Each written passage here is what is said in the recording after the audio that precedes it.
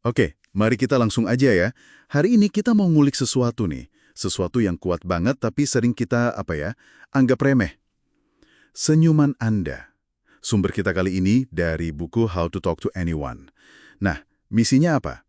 Kita mau bongkar rahasia bikin senyuman itu nggak cuma gerak bibir aja, tapi jadi, nah ini dia, berbeda secara ajaib. Betul, betul sekali. Di dunia yang serba cepat ini ya, senyuman yang instan, yang langsung keluar gitu aja pas ketemu orang, kadang malah terasa kurang personal, kurang tulus mungkin. Sumber kita ini nunjukin kalau orang-orang yang jago interaksi sosial, para juara komunikasi lah istilahnya, mereka sadar banget senyum itu senjata ampuh. Makanya mereka nggak asal senyum, ada strateginya. Nah, ini yang bikin saya penasaran. Gimana caranya menyempurnakan senyum itu? Biar lebih personal, lebih tulus, dan ya itu tadi, punya efek ajaib. Oke, jadi sumber ini ngenalin satu teknik, namanya the flooding smile. Atau kalau kita artikan gitu, senyuman membanjir. Intinya sih bukan soal kita senyum ke semua orang dengan cara yang sama persis, justru kebalikannya. Senyuman membanjir. Wah, kedengarannya intens gitu ya. Gimana tuh tepatnya cara kerjanya? Ini bisa langsung kita coba nggak sih? Oh bisa banget, gampang kok. Yang menarik gini, idenya itu justru untuk nggak langsung pasang senyum lebar pas mata ketemu. Alih-alih gitu, coba gini. Pertama, pas Anda lihat orang, tatap dulu wajahnya sebentar. Mungkin sekitar 1 detik lah. Tahan dulu senyumnya. Kedua, pas jeda singkat itu, coba bener-bener resapi orangnya. Perhatiin gitu. Nah baru deh setelah jeda itu, biarkan senyum yang lebar, yang hangat gitu, perlahan membanjiri wajah Anda. Sampai terasa tulus banget, sampai ke mata gitu. Tunggu. Jadi, jeda sedetik itu kuncinya.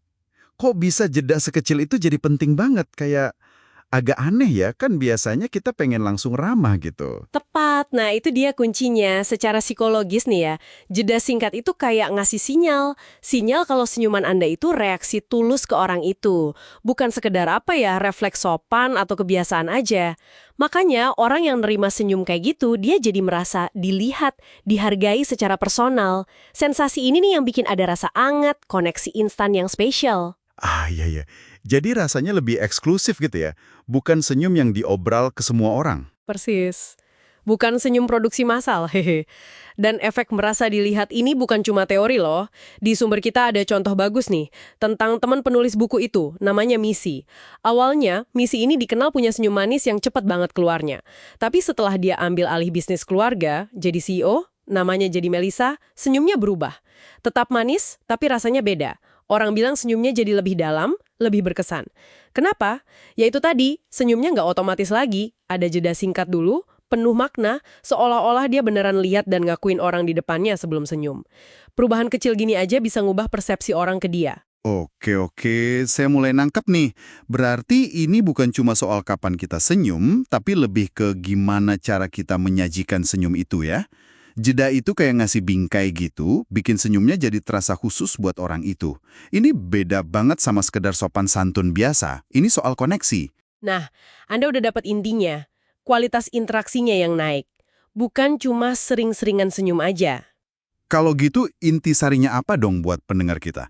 Biar senyuman kita bisa benar-benar beda dan nendang gitu efeknya.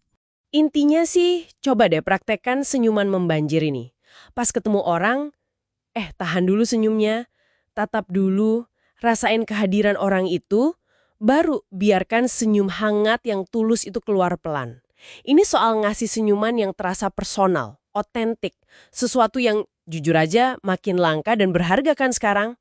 Menarik banget ya. Ini benar-benar nunjukin betapa kuatnya detail-detail kecil dalam komunikasi nonverbal kita. Iya, dan kalau kita tarik ke gambaran lebih besar nih, ini contoh sempurna banget soal kekuatan isyarat nonverbal yang halus, kayak yang disinggung di sumber kita. Tiap gerakan, tiap ekspresi kita itu ngirim pesan bawah sadar loh. Nah, kalau hal sesimpel timing senyum aja bisa ngubah persepsi dari biasa, jadi tulus dan personal, coba bayangin potensi isyarat lain yang kita pakai. Wah, ini jadi mikir nih. Ada satu pertanyaan penting kayaknya buat Anda renungkan di rumah.